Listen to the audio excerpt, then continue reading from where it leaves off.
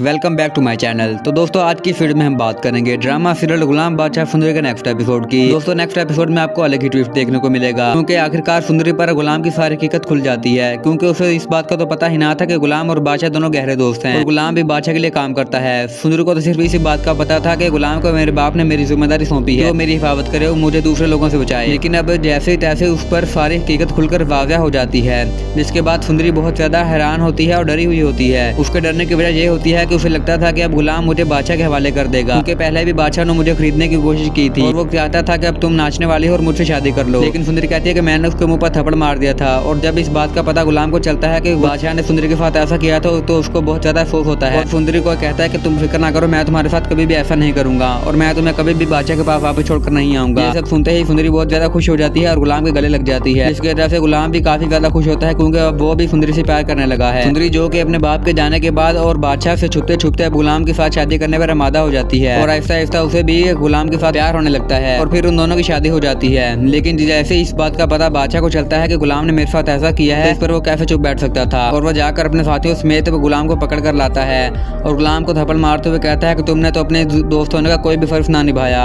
और तो एक लड़की के लिए अपने भाई जैसे दोस्त को छोड़ दिया। लेकिन गुलाम आगे से कुछ नहीं कहता और वो चुपचाप बैठा रहता है और इस पर भी बादशाह चुप नहीं करता और उसे और ज्यादा बातें सुनाने लगता है और फिर बाद में उसे मारकर सुंदरी को वहां से ले जाता है। जैसे ही गुलाम को होश आती है तो वो सबसे पहले सुंदरी का पूछता है और फिर उसे पता चलता है सुंदरी को बादशाह लेकर जा चुका है। जब वो ये बात सुनता है तो उसके रोंगटे खड़े हो जाते हैं और वो फौरन सुंदरी की तलाश में निकल जाता है। लेकिन अभी उसके जख्म भरे नहीं होते। कुछ दिनों बाद जब उसके जख्म ठीक हो जाते हैं तो वो सुंदरी की तलाश में निकल जाता है।